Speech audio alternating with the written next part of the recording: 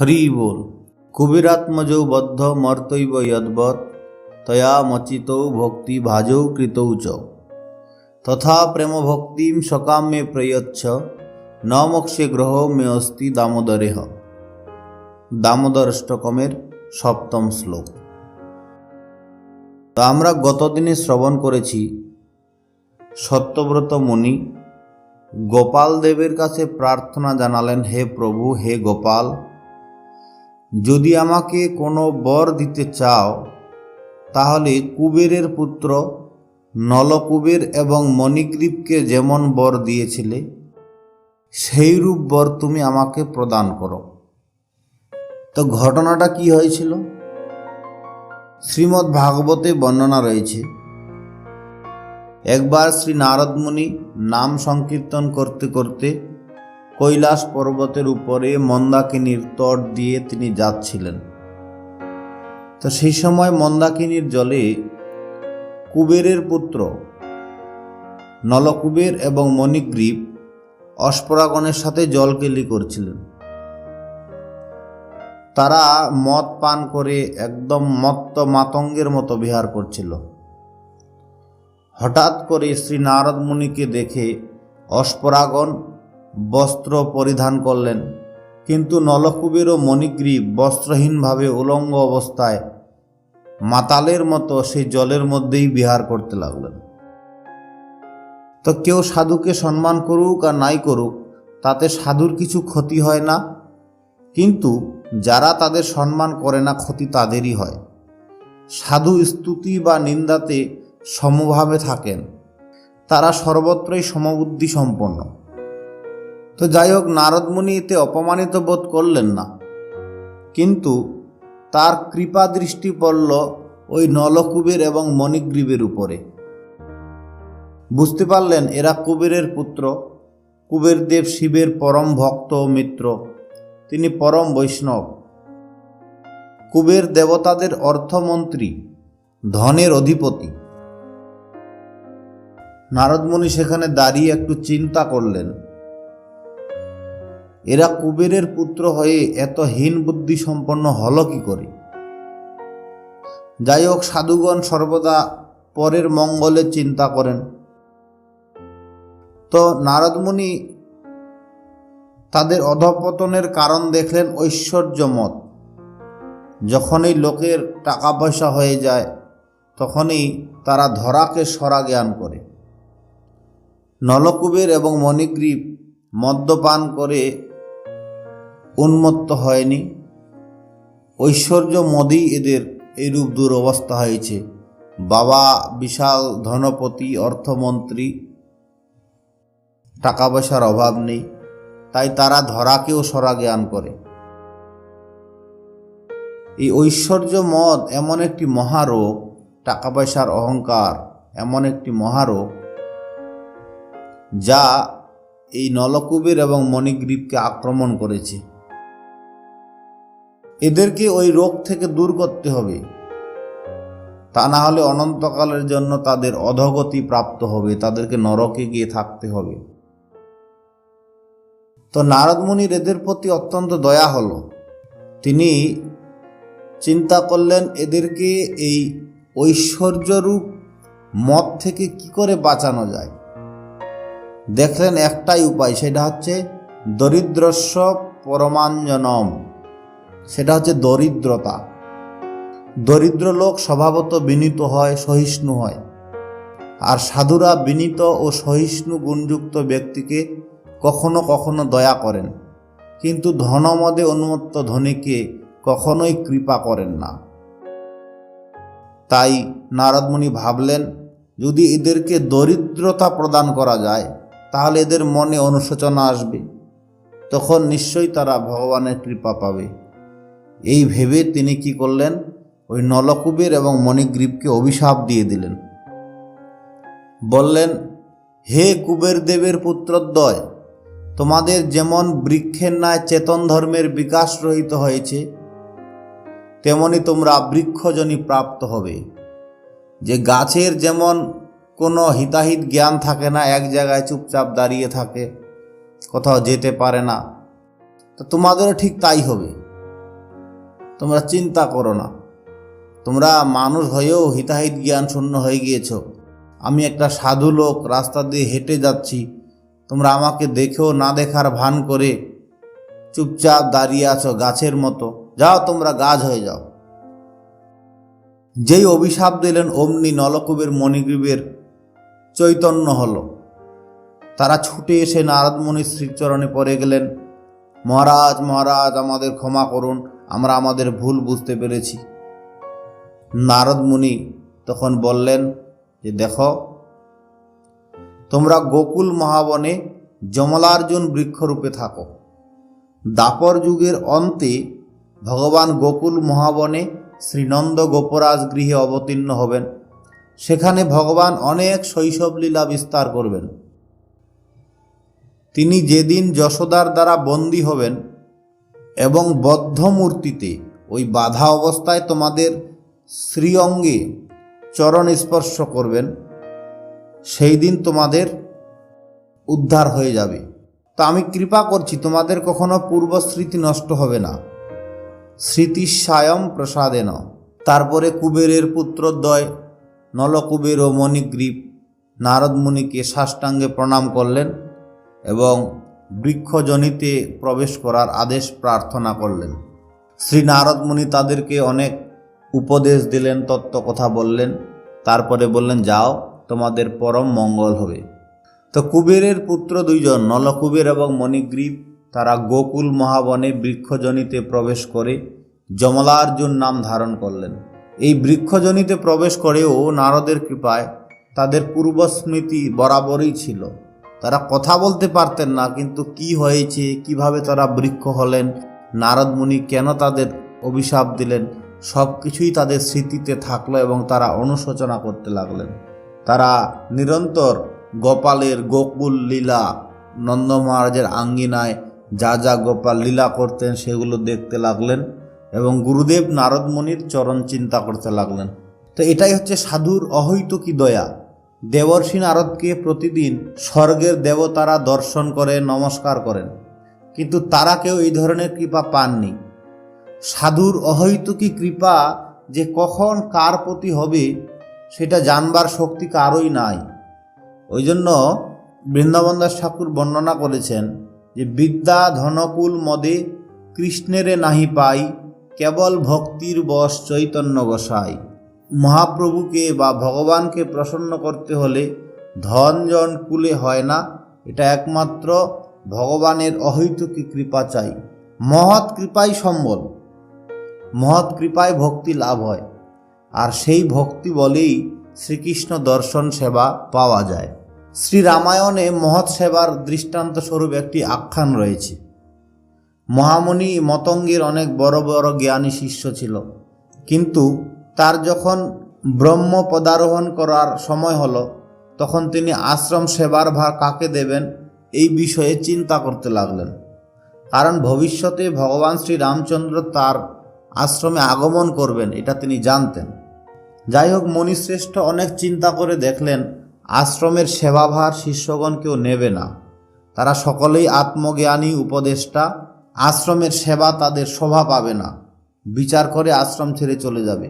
তো পরিশেষে মাতঙ্গ ঋষি একজন শবরের কন্যাকে আশ্রম সেবার ভার দিলেন এবং বললেন, তুমি এখানেই ভগবান শ্রী রামচন্দ্রকে দর্শন করতে পারবে।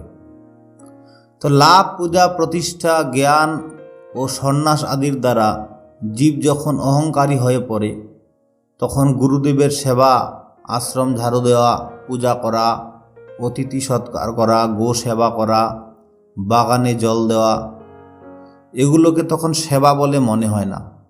তখন মনে হবে কোথায় 10,000 লোক থাকবে, আমি সবার সামনে বসে বক্তৃতা দেব, সবাই মাথা নিচু করে আমার কথা শুনবে, সবাই আমার সেবা করবে, আমাকে প্রণামী দেবে, দক্ষিণা দেবে।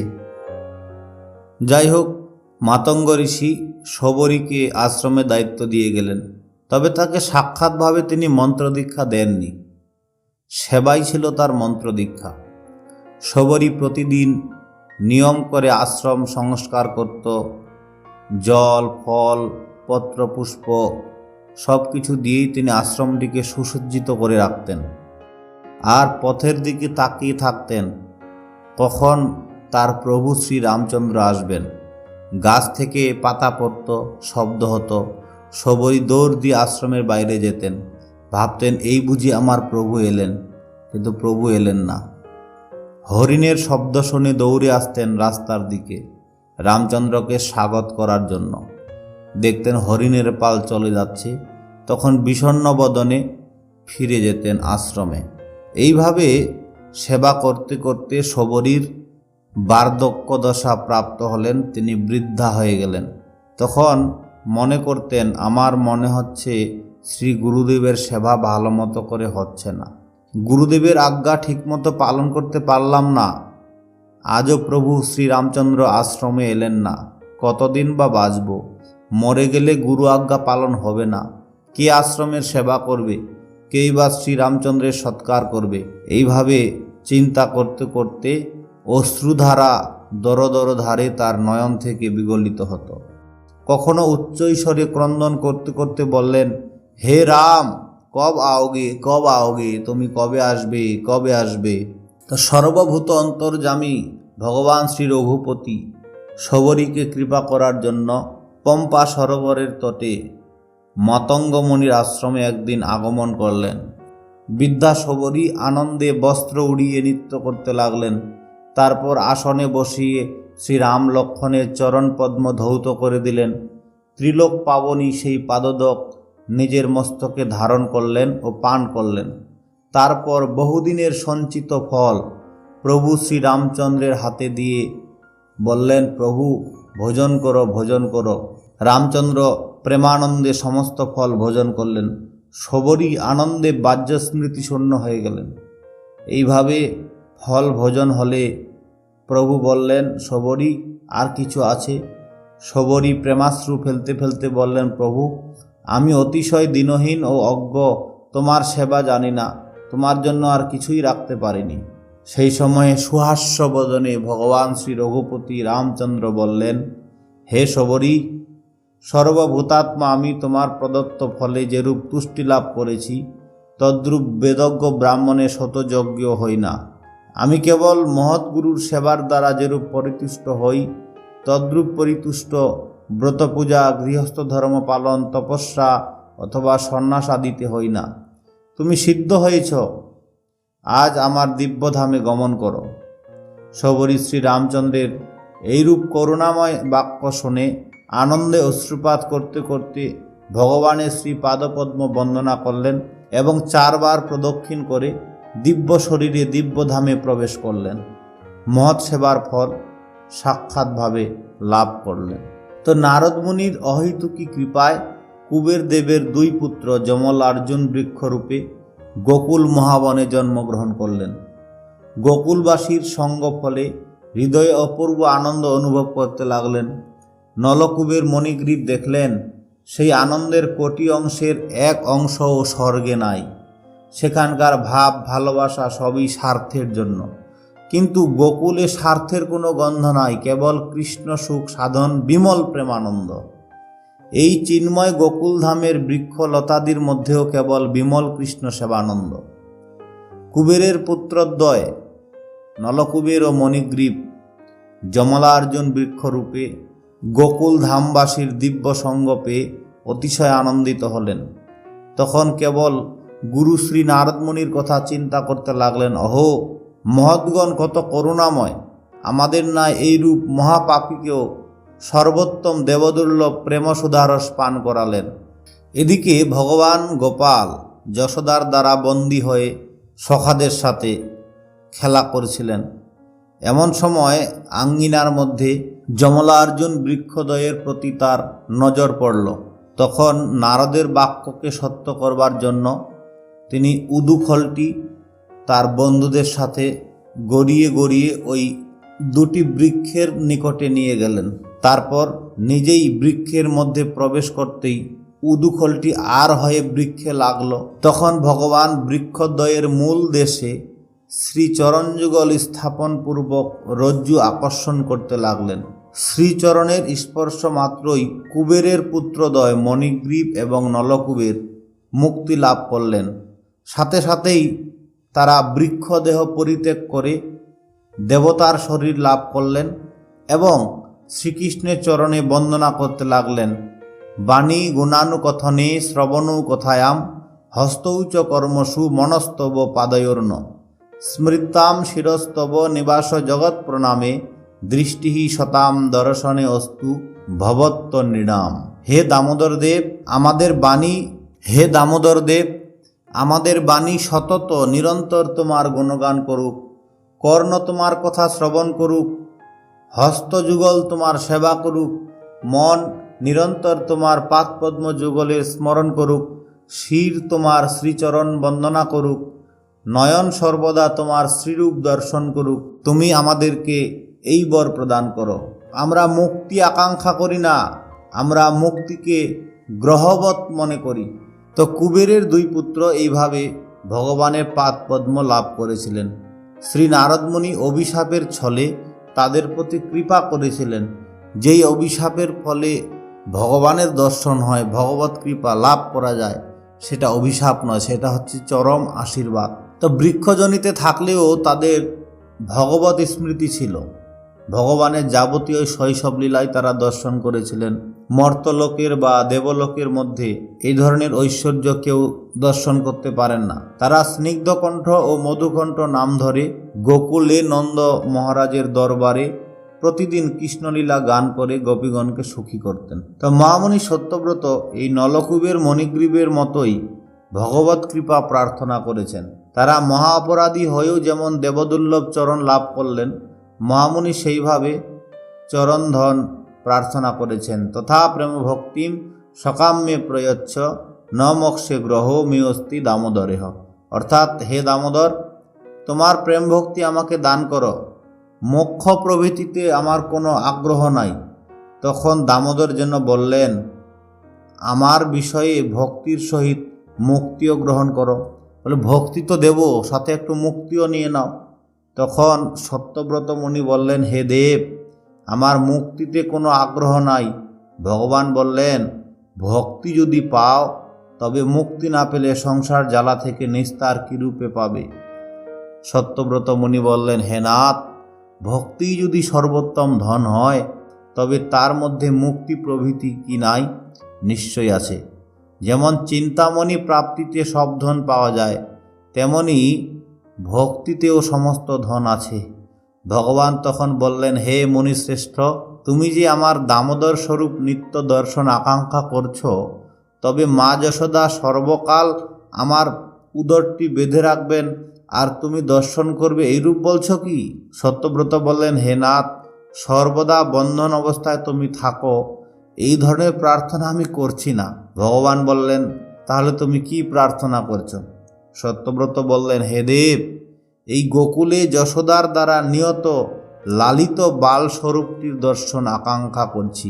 এই যে মা তোমাকে নিরন্তর লালন পালন করছে, সেই স্বরূপটি আমি দেখতে চাই। তখন ভগবান বললেন, তথাস্তু, তাই হবে, তুমি আমার এই স্বরূপের নিত্য দর্শন পাবে। তো এইদিকে বহুদিনের পুরনো যমলার্জুন বৃক্ষটি অকস্মাৎ বিনা ঝড়ে ভেঙে পড়তে দেখে গোপগোপীগণ পরম বিস্মিত হলেন। বৃক্ষটি পড়ায় ভীষণ শব্দ হলো। গোপেরা দূরে কাজ করছিলেন, শব্দ শুনে তারা ছুটে এলেন। নন্দ মহারাজও ছুটে এলেন, দেখলেন বিশাল বৃক্ষ ভেঙে পড়েছে। আবার অবাক হলেন যে বৃক্ষটির অপর দিকে গোপাল এবং তার সখারা মিলে খেলা করছে। নন্দ যশোদা কৃষ্ণকে কোলে নিলেন এবং তার ওই যে পেটে উদুখলটি বাঁধা ছিল সেটি খুলে দিলেন। যশোদা মা বেঁধেছিলেন আর নন্দ বাবা খুলে দিলেন। তারপর সমাগত গোপীরা গাছটার সম্বন্ধে বলতে লাগলেন। কেউ বললেন গাছটা পুরাতন হয়েছিল, কেউ বললেন না না, মনে হচ্ছে কোনো দৈত্য ফেলে দিয়েছে। সেখানে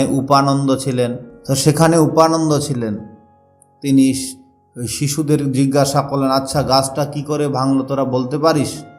শিশুরা তোতলা বাক্যে বলতে গো গো গো পা লেগে ভেঙে, মানে তারা বলতে চাচ্ছিলেন যে গোপালের পা লেগে গাছটা ভেঙে গেছে। কোনো একজন গোপ বল, চুপ কর, গোপালের পা লেগে গাছ ভেঙে যায়?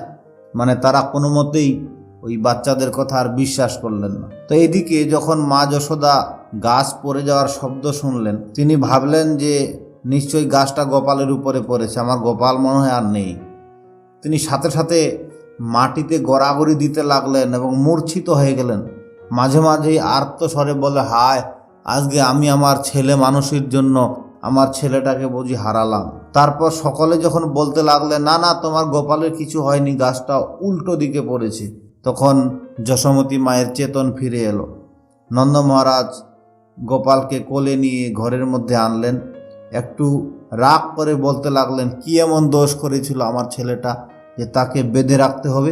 এই কথা শুনে যশোমতী মাতা বিকল হয়ে গেলেন। তিনি কি উত্তর দিবেন কিছু বুঝে উঠতে পারছেন না। তখন বিনীত স্বরে বললেন, আমি পুত্রকে বেঁধে দুঃখ দিয়েছি। তিনি যেন দগ্ধ হতে লাগলেন। তারপর ভগবান গোপাল মায়ের এই রূপ মনক্লেশ দর্শন করে তার কোলে চললেন এবং স্তন পান করতে লাগলেন। তো মহামুনি সত্যব্রত এইভাবে স্তুতি সমাপ্ত করে তিনি যে সমস্ত ভক্তি প্রার্থনা করেছেন তা সিদ্ধ করার জন্য অসাধারণ পরিকরগণের মহিমা ও প্রণাম করতে লাগলেন। কি সেটা আমরা আগামী দিনে আবার শ্রবণ করব। নমস্তস্তু দাম্নে স্ফুরদীপ্তি ধাম্নে। হরে কৃষ্ণ, হরি বল।